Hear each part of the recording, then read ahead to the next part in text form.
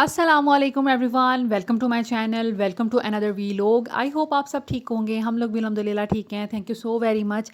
मेरे जितने भी मैं वापस आई हूँ, मैंने वीडियोस अपलोड की हैं, आप सब ने बहुत पसंद की हैं, बहुत मोटिवेट हुए हैं आप भी और मैं भी। और बहुत से नए लोग भी जुड़े हैं जिन्होंने मुझसे कुछ क्वेश्चंस भी पूछे हैं। इसके अलावा उन्होंने भी मुझे मेरी वीडियोस को बहुत पसंद किया है, तो बहुत बहुत शुक्रिया। इंशाल्लाह ताला मैं अपनी रूटीन आपके साथ शेयर करती रहूँगी। तो आज है जी किचन डे। आज की वीडियो में मैं आपके साथ शेयर करूँगी अपनी किचन की प्रोडक्टिव रूटीन के। जैसे अभी हुसैन भाई नहीं हैं तो मैं ख़ुद काम कर रही हूँ सारा, तो मैं किस तरीके से काम करती हूँ जब मेरे अंडर होता है किचन या घर, तो घर की क्या सूरत हाल होती है, तो वो आपके साथ शेयर करूँगी। ऐसा नहीं है कि मेरे पास हाउस हेल्प है तो मैं घर को जिसे कहते हैं कि निगलेक्ट कर देती हूँ। मैं ऑन एंड ऑफ ख़ुद भी काम करती रहती हूँ। इसके अलावा ये कि जब मैं ख़ुद भी काम करती हूँ, ऐसा नहीं है कि अब मुझे आदत पड़ गई है हाउस हेल्प की तो मुझे काम करना भूल गया है या फिर मैं अच्छे से काम नहीं कर पाती। अल्लाह का शुक्र है कि जब सर पे पड़ती है तो फिर काम सारे हो जाते हैं। सुबह सुबह उठी, रात को ये क्लॉथ जो हैं किचन के क्लीनिंग वाले मैंने भिगो कर रखे हुए थे, इनको डेली बेसिस पे धोया जाता है। आपको पता है कि किचन का काम होता है और वो बहुत नीट एंड क्लीन होना चाहिए। किचन का काम, उसकी सफाई वाले कपड़े भी साफ़ सुथरे होने चाहिए। तो इनको डेली बेसिस पे मेरी कोशिश होती है कि सर्फ़ वगैरह में भिगो के रख दिया जाए दिन में एक दफ़ा, और इनको वॉश कर लिया जाए। इसी तरह ये किचन के नैपकिन्स, ये रोटी वाले जो हम हॉट पॉट में रखते हैं, वो भी गंदे हुए हुए थे, जमा हुए हुए थे। या ये हुसैन भाई ने ना बाहर वायर पे लटकाए हुए थे, तो मुझे वहम था कि पता नहीं ये साफ़ है कि नहीं है, तो मैंने इनको भी सोक करके रख दिया। जब तक मैं बाकी किचन का काम करूँगी तो ये काम भी हो जाएगा। यहाँ पर अब मैं आ गई थी नाश्ता बनाने के लिए। बच्चे आज मेरे घर हैं तो मैंने सोचा कि बच्चों को अच्छा सा नाश्ता करवाया जाए। मेरे लिए अच्छा का मतलब ये होता है कि मैं पराठा बनाऊँ, कोई अंडे शंडे उनके लिए बनाऊँ, या फिर उनको कोई सालन के साथ खिलाऊँ, या इवन चाय के साथ भी खा लें।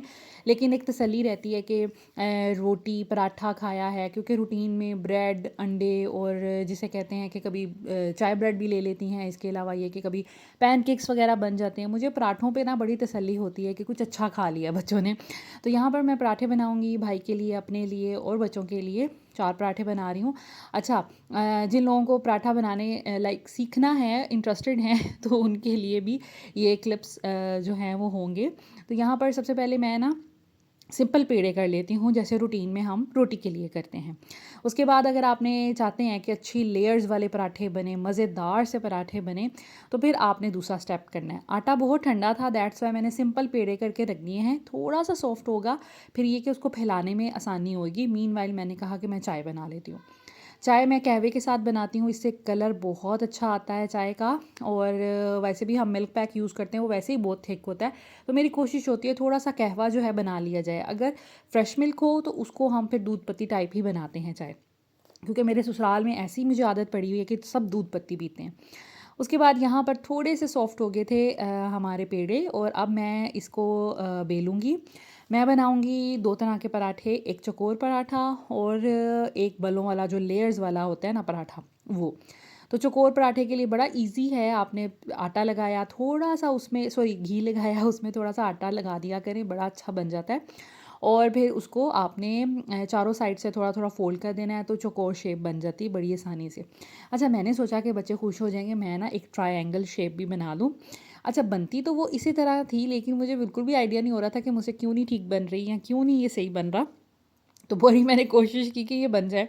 ज़ैनब भी मेरे पास किचन में बैठी हुई थी, तो मैंने सोचा कि चलें, वो मेरे साथ साथ-साथ बातें भी कर रही थी और खुश हो रही थी कि मम्मा डिफरेंट शेप्स के पराठे बना रही हैं। तो मैं बड़ी एक्साइटेड थी कि चलें ठीक है मैं बनाती हूँ, लेकिन जब मैंने बनाना शुरू किया ये नहीं बना।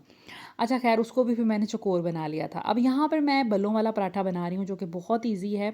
आपने एक रोटी बेल लेनी है, घी लगाना है, थोड़ा-सा आटा लगाना है, और जैसे हम पंखा नहीं बचपन में कागज़ का बनाया करते थे, उस तरह आपने उसकी लेयर्स बनाना शुरू करनी है, और फिर उसको थोड़ा-थोड़ा हाथों से खींचते जाएँ और इस तरह करके रोल करके उसके पेड़े से बना लें आप, ठीक है?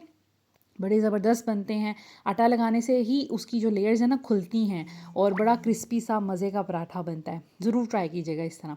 तो यहाँ पर सबसे पहले मैंने अपना चौकोर पराठा बना लिया था, जो कि बहुत अच्छा बन गया था। थोड़ी बहुत जो कसर रह जाती है शेप बनाने में, वो तो आपको पता है, थोड़ा बहुत तो ऊपर नीचे हो जाता है। बाकी ये कि हम उसको हाथों की मदद से भी ठीक कर सकते हैं। वो मैंने ठीक कर लिया, तो बड़ा अच्छा बन गया था। तवा हमारा गर्म हो गया है, तो यहाँ पर हमारा पराठा जो है एक मैंने डाल दिया है। उसके बाद यहाँ पर जी मैं जो ट्रायंगल मैंने पराठा बनाया था वो बिल्कुल भी ठीक नहीं बना। तो फिर मैंने सोचा कि इसको मज़ीद मैं ख़राब नहीं करती और इसको मैं चौकोर शेप दे देती हूँ, और किसी तरीके से ऐसे तैसे करके मैंने उसको चौकोर शेप दे ही दी। आसान था, ज़्यादा मुश्किल नहीं था, सोचना नहीं पड़ा ज़्यादा। इस तरह करके मैंने उसको चौकोर सी एक शेप दे दी। और मुझे जो चौकोर वाले पराठे होते हैं पता नहीं क्यों इतने अच्छे लगते हैं, ये फूलते हैं पकते हुए और एक एक लेयर अंदर से अलग होती है, और दूसरा ये कि बड़े ऊपर से भी बड़े खूबसूरत बनते हैं। जब भी मैं बनाती हूँ ना इसी तरह बनते हैं। तो खैर यहाँ पर 2 पराठे मैंने चौकोर बना लिए। फिर फाइनली जब मेरी जो अटेम्प्ट थी वो अनसक्सेसफुल हुई ट्रायंगल वाले पराठे की, तो फिर मैंने कहा कि चलें चौकोर ही बना लेते हैं। ज़ैनब कही थी नहीं मम्मा आप फिर ट्राई करें। मैंने कहा नहीं, इतना टाइम नहीं है। तो खैर यहाँ पर जी हमारा गोल पराठा भी बन रहा है, और ये बड़ा प्यारा बना था, इतना प्यारा बना था। इसकी लेयर्स अलग हो गई थी, और वैसे भी अच्छा लगता है। और मेरी प्रेफरेंस होती है कि जैसे बच्चों को कोई चीज़ बना के दूँ ना, देसी घी में बना के दूँ। आजकल के बच्चे तो देसी घी नहीं खाते, लेकिन अल्लाह का शुक्र है कि मेरे बच्चे जो हैं वो देसी घी पसंद करते हैं, अल्हम्दुलिल्लाह अल्हम्दुलिल्लाह। और फातिमा तो स्पेशली कहती है कि मेरी रोटी को मम्मा देसी घी लगा दें, और पराठे भी देसी घी के खा लेते हैं, अल्लाह का शुक्र है। मुझे खुद भी देसी घी बहुत पसंद है। एनीवेज़ बातों ही बातों में हमारे जो पराठे हैं ऑलमोस्ट तैयार हो गए हैं। और अच्छा, यहाँ पर मैं आपको एक टिप दे दूँगी जो भी नए देखने वाले हैं। मेरी अम्मी ये कहा करती थी कि जब आखिरी रोटी तवे पे डालें ना, तो उसके बाद आप उसके साथ ही ना अपना ये बेलन और अपना ये सूखा आटा और अपना रोलिंग जो आपका बोर्ड होता है आपका रोटी बनाने वाला, उसको उठा दिया करें। तो इस तरह ये होता है कि बड़ा तरीका सलीका होता है। तो ऐसी आदत पड़ी हुई है ना, यकीन करें कि जब भी मैं आखिरी रोटी तवे पे डालती हूँ ना, तो अपनी चीज़ें सारी उठा के स्लैब पे मैं फ़ौरन कपड़ा मार लेती हूँ। इतना आसान हो जाता है। और जब आप खाना खाने बैठते हैं और आपका किचन पीछे से नीट एंड क्लीन होता है तो बड़ा अच्छा लगता है। ये काम आप बाद में भी कर सकते हैं, लेकिन साथ के साथ हो जाए, जब वेट ही करना है रोटी के पकने का, तो फिर हम मीनवाइल फटाफट अपना ये काम भी कर सकते हैं। तो ये एक बड़ी इंपॉर्टेंट टिप है। मुझे बड़ी उलझन होती है कि कोई इंसान, मैं कहीं जाऊं तो कोई इंसान रोटी बनाए और उसके बाद फिर सोचे कि खाना खाने के बाद ही एक दफ़ा किचन जब साफ़ करना है तो फिर ही इसको साफ़ कर लेंगे। पता नहीं क्यों मुझे बहुत उलझन होती है। और यही वजह है कि मेरे घर में कीड़े मकोड़े कम आते हैं, क्योंकि मेरी को यही कोशिश होती है कि फ़ूड पार्टिकल्स जो है ना वो फ़ौरन फ़ौरन उठा लिए जाएँ, साफ़ कर लिए जाएँ। जितनी देर आप फ़ूड पार्टिकल अपने किचन में रहने देंगे ना, साफ़ सफाई नहीं रखेंगे चूल्हे पर, स्लैब पर, सिंक वाले एरिया में या कैबिनेट्स के अंदर, तो कीड़े मकोड़ों ने तो ज़ाहिर बात है आना ही आना है। उनको चाहिए फ़ूड, और उन्होंने फ़ूड की तलाश में उनको खुशबू आ जाती है, तो वो फिर इस तरह की जगहों पे आते हैं और फिर अपना घर बना लेते हैं, अंडे देना शुरू हो जाते हैं और फिर बढ़ जाते हैं। और जैसी गर्मियाँ आती हैं मैं इन चीज़ों का बहुत ज़्यादा ख्याल रखती हूँ। सर्दियों में फिर भी कीड़े मकोड़ों से थोड़ी सी बचत हो जाती है, लेकिन गर्मियों में नहीं। और पता नहीं क्यों ये जो इस घर में हम आए हैं ना, यहाँ पे कॉकरोचेस भी हैं और यहाँ पर मकड़ियाँ बहुत हैं। इसके अलावा यहाँ पर चूहे भी हैं। बस आपने गलती से अगर कहीं से कोई दरवाज़ा बाहर किचन वाली साइड का खोल लिया, या समटाइम्स स्टेयर्स की तरफ जो दरवाज़ा लगा है वह उसके नीचे से भी आ जाते हैं, तो फिर बहुत मुश्किल होती है। मेरे कभी किसी घर में चूहे नहीं आए थे, ये फर्स्ट घर है कि जिसमें चूहा आया है। एनीवेज़ यहाँ पर हमारा नाश्ता ऑलमोस्ट तैयार था, चाय भी बन गई थी। ये जो चीज़ें थोड़ी बहुत गिरती हैं मैं फ़ौरन से फ़ौरन, आपने मेरी वीडियोज़ में देखा होगा, साफ़ कर लेती हूँ। मुझे उलझन ही बहुत होती है, मैं पता नहीं एक फ्रीक हूँ मेरा ख़्याल है क्लीनिंग। तो लेकिन मुझे अपनी ये आदत पसंद है, ये कोई बुरी आदत नहीं है। चने पड़े हुए थे तो चने भी मैंने गर्म कर लिए। ज़ैनब का दिल था चनों के साथ रोटी खाने का, तो मैंने कहा चले मैं भी ले लूँगी, भाई भी ले लेगा। साथ में अंडे हमने फ्राई कर लिए थे, और हमारा मज़े का घर का और हेल्दी किस्म का नाश्ता जो है वो रेडी हो गया था। अब हम इंजॉय करेंगे। और आज किचन में मुझे और भी बहुत ज़्यादा काम है, वो भी मैंने साथ साथ करना है, क्योंकि आपको पता है कि अभी मेरे पास कोई हाउस हेल्प नहीं है फ़िलहाल, और 3-4 दिन मैंने ही घर का काम करना है। तो कोई मसला नहीं है, अल्लाह का शुक्र है कि मैं एक्टिव रहती हूँ हमेशा, और मुझे घर का काम करना बहुत पसंद है। तो मैं इसको, जिसे कहते हैं कि उलझन से नहीं करती, घर का काम मैं बहुत शौक़ से करती हूँ कि मेरा घर है, मैंने इसको संवारना है, मैंने इसको साफ़ करना है। मैं बड़ी खुश दिली से काम करती हूँ। यही वजह है कि अल्लाह का शुक्र है कि कभी हाउस हेल्प हो ना हो, कोई छुट्टी पे चला जाए या कोई भी मसला हो जाए, तो मुझे प्रॉब्लम नहीं होती। मेरा घर जैसे हाउस हेल्प की मौजूदगी में होता है, मेरा घर विदाउट हाउस हेल्प भी वैसा ही होता है, क्योंकि मुझे गंदगी नहीं पसंद, तो मैं फिर उठ के खुद कर लेती हूँ। यहाँ पर मैं जब बर्तन धोने आई तो जो हमारा रैक है बर्तनों वाला, उसके नीचे से पानी ऑफ कोर्स गिरता है, हर किसी के गिरता है। तो नीचे एक ट्रे है, इसके साथ ही थी, तो उसमें पानी जमा हो जाता है, तो उसको तकरीबन 1-2 दिन बाद खाली करना होता है, वॉश करना होता है। तो मैंने फिर वो किया, उसके नीचे से सारी स्लैब साफ़ की क्योंकि काफ़ी गंदी लग रही थी मुझे, और वैसे भी मैं 15 दिन से घर नहीं थी तो घर की ऐसा क्लीनिंग नहीं हुई। अब अच्छा, जब हाउस हेल्प कोई छुट्टी पे जाते हैं ना तो फिर ये भी पता चलता है कि अच्छा कहाँ कहाँ से नेग्लिजेंस हुई है, कहाँ कहाँ से सफाई नहीं हुई। तो फिर जब आप खुद काम करते हो ना तो आपको नज़र आता है अच्छा यहाँ से काम नहीं हुआ, अच्छा वहाँ से काम नहीं हुआ। तो मैं भी वो सब चीज़ें नोट कर रही थी। तो यहाँ पर जी अब मैं बर्तन धोऊंगी, और बर्तन धोने के साथ साथ आपको पता है कि पहले ही मैंने नैपकिन भी भिगो के रख दिए थे। मैंने अपने किचन के क्लीनिंग जितने भी लाइक स्पॉन्ज था या किचन टॉवल थे वो भी मैंने धोने के लिए रख दिए। चूल्हा थोड़ा सा गंदा हुआ था, मुझसे चाय गिर गई थी, तो ये काम तो मुझसे होता ही होता है। आप लोग मुझे ज़रूर बताइएगा आप में से कितने लोगों के साथ ऐसा होता है कि दूध और चाय उबलनी ही उबलनी होती है आप लोगों से, लाइक चूल्हे के ऊपर आ जाती है। खैर, यहाँ पर मैं बर्तन वगैरह धोऊंगी और अपना रूटीन का काम करूँगी। आज मुझे वैसे भी बहुत और भी काम करने हैं, घर की ऊपर नीचे से सारी सफाई करनी है क्योंकि घर गंदा हुआ है। फिर ये कि मेंटेन करूँगी और बच्चों को भी थोड़ा कहूँगी कि थोड़ा कंट्रोल करें, क्योंकि अभी मम्मा को सारा काम करना है तो आप लोगों ने थोड़ा कोऑपरेट करना है। वैसे आज मैंने बच्चों को थोड़ा थोड़ा काम पे लगाया, इनसे कुछ ना कुछ मैं करवाती रही कि चले इनको भी पता चले कि मिल के काम करना है और मेरी हेल्प भी करनी है। बहुत ज़्यादा काम नहीं करवाया, आप लोग मुझे नेगेटिव ही ना समझिएगा, बस थोड़ी थोड़ी चीज़ें मैंने इनसे करवाई थी।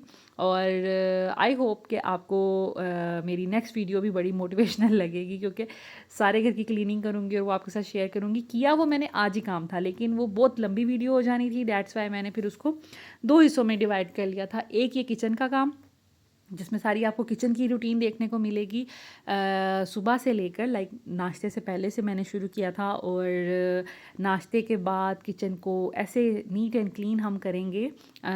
तकरीबन इसको मुझे लगता है कि तकरीबन मुझे ये सारा काम करते करते 10 बज गए थे क्योंकि आज हम वैसे भी लेट उठे थे थोड़ा सा।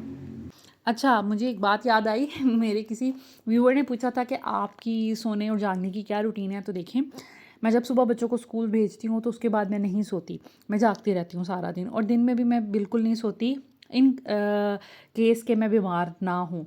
मैं सिर्फ उसी दिन सोती हूँ जिस दिन मेरी तबीयत ठीक ना हो, अदरवाइज़ मेरी आदत नहीं है दोपहर में सोने की। और फिर मैं रात में जो है लाइक सुबह बच्चों को मैं उठाती हूँ तकरीबन 6 बजे, सॉरी 6:30 बजे, तो मैं तकरीबन उठ जाती हूँ 5 साढ़े 5 बजे के दौरान, ठीक है। उसके बाद मैं फिर बच्चों को उठाती हूँ और घर के कामकाज करती हूँ, नाश्ता बनाना और लंच बनाना, छोटे बच्चों को देखना, और उसके बाद मैं लंच बनाने के बाद साथ ही बच्चे स्कूल से आने वाले हो जाते हैं, उनको खाना खिलाना, और वो रूटीन मेरी चलती रहती है। उसके बाद मैं रात में सोती हूँ बच्चों को होमवर्क वगैरह करवा के, जितनी देर वो टीवी देखते हैं मैं कोई अपना काम कर लेती हूँ या मैं भी थोड़ा एंटरटेन हो जाती हूँ। और फिर मैं तकरीबन मेरी कोशिश होती है कि 10 बजे तक बच्चों का लास्ट टाइम है जागने का, बच्चों को 10 बजे तक मैं सुला देती हूँ, 9 बजे ही कहना शुरू कर देती हूँ कि सो जाएं, और उनको लिटा देती हूँ। फिर थोड़े से जागते रहते हैं, आधा पौना घंटा उनको सोते सोते लग जाता है। और उसके बाद मैं 1 घंटा स्क्रॉलिंग करती हूँ, कोई सीरियल्स देख लिए, कोई ड्रामा वगैरह देख लिया या कोई वीडियो देख ली, वो देखती हूँ, और तकरीबन मैं 10-11 बजे के करीब मैं भी सो जाती हूँ। तो ये मेरी रूटीन है, सिंपल सी, बहुत लेट नहीं जागती। कभी कभी हुआ जब वीकेंड होता है तो फिर 12 बजे भी जाग लिया, 1 बजे तक भी जाग लिया, लेकिन ऐसा कम है। मैं बहुत देर तक नहीं रात को जाग सकती। मैं कोशिश करती हूँ कि मेरी प्रेफरेंस यही होती है कि मैं अपनी एंटरटेनमेंट को प्रेफर नहीं करती अपनी नींद पर। मैं कभी भी अगर मुझे नींद आ रही हो, मैं थकी हूँ और मुझे पता है नेक्स्ट डे मैंने ये काम करने हैं, तो मैं फिर बेहतर फ़ील करती हूँ और ख़ुद को ये समझाती हूँ कि मुझे सो जाना चाहिए रादर दैन कि मैं स्क्रॉलिंग करती रहूँ। तो अल्लाह का शुक्र है कि मेरा ख़ुद पे कंट्रोल बहुत है, और मैं अल्लाह का शुक्र है कि अपने आप को समझा लेती हूँ कि स्क्रॉलिंग करने से बेहतर ये है कि मैं सो जाऊँ। एनीवेज़, चूल्हा काफ़ी गंदा हुआ था। चूल्हे पे मैंने जो सिंपल डिश वॉशिंग सोप होता है वो डाला, थोड़ा पानी मिक्स करके थोड़ा सा उसको मैंने रब किया है, और थोड़ा सा विम भी मैंने डाला है, और अब मैंने उसको छोड़ दिया है। साथ ही साथ मैंने सोचा कि जितनी देर वो सॉफ्ट होता है तो मैं ये बर्नर्स और ये सब चीज़ें वॉश कर लूँ। ये भी मुझे गंदी लग रही थी, थोड़ी ग्रीसी ऑयली सी लग रही थी। उतनी देर में हमारा जो चूल्हा है वो जितनी भी चिकनाई ग्रीस वगैरह इस पे लगी हुई थी तो वो भी सॉफ्ट हो गई है, और अपने विम ने भी कोई थोड़ा बहुत अपना काम कर दिया होगा। तो यहाँ पर मैं बस इसको रब करूँगी अच्छे से। ये जो पीछे वाले 2 बर्नर्स आपको छोटे नज़र आ रहे हैं हमारे, यही ज़्यादा यूज़ होते हैं, इसी में अच्छी गैस आती है। फ्रंट वालों में बहुत स्लो गैस है और सेंटर वाला चलता ही नहीं है, ये कभी चला ही नहीं जब से हम इस घर में आए हैं। तो पीछे वाले जो हैं वो ज़्यादा यूज़ होते हैं, जिसकी वजह से वो वॉल थोड़ी सी आपको गंदी भी लगेगी। गंदी नहीं है वो शायद थोड़ी जल जाती है, साफ़ करने पे साफ़ भी हो जाती है, लेकिन रूटीन से साफ़ ज़ाहिर बात है वॉल में नहीं करती, मैं वीक में एक दफ़ा करवाती हूँ। सो ये दोनों जो चूल्हे हैं ना, ये ज़्यादा गंदे होते हैं क्योंकि इन्हीं पे ज़्यादा काम हो रहा होता है। खैर हमारा चूल्हा भी बहुत अच्छे से साफ़ हो गया, बर्नर्स भी मैंने सारे अच्छे से साफ़ कर लिए थे। ये डिश वॉशिंग सोप इसमें मैंने रीफ़िल करना था वो भी कर लिया। रात को वो रैक ब्रशेज़ वाला मैंने वॉश किया था वो भी कर लिया। उसके नीचे स्पॉन्ज रखती हूँ क्योंकि यहाँ से सारा पानी बहकर टोकरी के पीछे जाता है और फिर नीचे ज़मीन पे गिरता है। तो इधर मैंने ये स्पॉन्ज रखा होता है, सिर्फ इससे यही ये जो स्पॉन्ज है इसका काम यही है कि इससे यहाँ पर थोड़ा बहुत पानी जज़ब करना है। जब हम किचन साफ़ करते हैं तो उसको धो लेते हैं, लाइक उसको धोकर स्क्वीज़ कर लिया, ड्राई हो गया, फिर वहीं पे रख दिया। खैर ये जो मैंने सोक करके रखे हुए थे नैपकिन्स अपने, उनको भी मैंने वॉश कर लिया है। नीचे डिटर्जेंट नहीं था, वरना मैं डिटर्जेंट से इनको धोती हूँ, तो वो नहीं था, तो मैंने फिर इनको जो सिंपल हमारा डिश वॉशिंग लिक्विड होता है उसी से साफ़ कर दिया था। इतने मैले नहीं थे क्योंकि मैं कभी भी पराठा या देसी घी वाली रोटी मैं कभी नैपकिन में नहीं रखती। नैपकिन्स में हमेशा ड्राई रोटी रखते हैं। ना मैंने नैपकिन से कभी पतीले पकड़ने होते हैं, ये सिर्फ सूखी रोटी के लिए होता है। इसलिए मेरे नैपकिन्स लाइट कलर के हैं, मेरे पास कोई भी डार्क कलर का नैपकिन नहीं है। मेरे वाइट, ऑफ वाइट, क्रीम और इस किस्म के ही हैं या ग्रे कलर के होते हैं। मैं इन्हीं कलर के नैपकिन्स लेती हूँ और मेरी कोशिश होती है चेक वाले या कुछ इस तरह के सेल्फ प्रिंटिंग या सिंपल प्लेन लिए जाएँ। मुझे इस तरह के नैपकिन पसंद है, वो जो सिंपल हर घर में होते हैं ना, वो सितारा वाले, वो नहीं मुझे पसंद, या गुल अहमद वाले शायद होते हैं, वो नहीं मैं बिल्कुल भी लेती। तो इनका काम यही है कि सूखी रोटी पे जब भी पराठा रखना है हम प्लेट में रखते हैं, और देसी घी वाली रोटी भी हम प्लेट में रखते हैं। उससे स्मेल पैदा होती है नैपकिन्स में, फिर आपको गर्म पानी में उसको करना पड़ता है, फिर भी नैपकिन्स में से वो उसकी खूबसूरती भी नहीं रहती और स्मेल भी नहीं जाती। तो आप भी अवॉइड किया करें, पराठा जो है वो सिंपल प्लेट में रखा करें, इसमें कोई बुरी बात नहीं है। या आप बटर पेपर रख लें या आप किचन जो टिश्यू पेपर होते हैं वो रख लें, आप प्लीज़ नैपकिन्स ना रखा करें, मुझे ये चीज़ बहुत बुरी लगती है। खैर यहाँ पर हमारा सिंक भी साफ़ हो गया अल्हम्दुलिल्लाह, क्योंकि अब मैंने ये एरिया साफ़ करना था, मेरा बाकी किचन सारा नीट एंड क्लीन हो गया है, साफ़ हो गया है।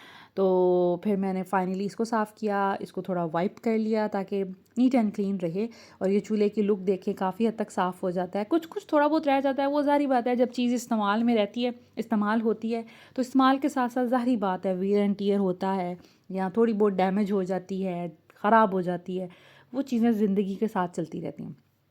बर्तन भी धुल गए हैं अल्हम्दुलिल्लाह, हर चीज़ नीट एंड क्लीन होगी, नैपकिन्स भी साफ़ हो गए और किचन के जो क्लीनिंग नैपकिन्स थे वो भी साफ़ हो गए हैं। अभी पानी भरूंगी, और भी छोटे छोटे कितने काम वो तो चलते रहते हैं तो वो साथ ही साथ होते रहते हैं। इसके जो बर्नर्स हैं वो मैंने धो लिए थे, और अभी वो भी ड्राई हो गए होंगे, तो वो मैं फ़िक्स कर लूँगी। अच्छा, ये बड़ा मुझे मुश्किल काम लगता है, ये फ़िक्स ही नहीं हो रहे होते और समझ नहीं आ रहे होते कौन सा किसका है खैर ये भी कोई इतना ख़ास मुश्किल काम नहीं है, लेकिन बस कुछ कामों से होता है ना, आपको उलझन सी होती है वो करने से। मुश्किल नहीं होते, बस आपको वो पसंद नहीं होते शायद, तो समझ लें ये वही एक काम है। लेकिन ये कि इसकी सफाई भी बहुत ज़्यादा ज़रूरी थी, गंदा हुआ हुआ था और चिकना चिकना सा अजीब सा हुआ हुआ था। सो अल्लाह का शुक्र है किचन साफ़ हो गया। This is it, thank you so much for watching this video. अगर आपको ये वीडियो पसंद आई हो तो प्लीज़ वीडियो को लाइक कीजिएगा, शेयर कीजिएगा अपने फ्रेंड्स एंड फैमिली के साथ, अपनी तमाम दोस्तों के साथ, बहनों के साथ, और मेरे चैनल को सब्सक्राइब कर दें ताकि आपको इसी तरह की मोटिवेशनल और घर से रूटीन से रिलेटेड, क्लीनिंग से रिलेटेड वीडियोज़ मिलती रहें। Thank you so much, take care, अल्लाह हाफिज़।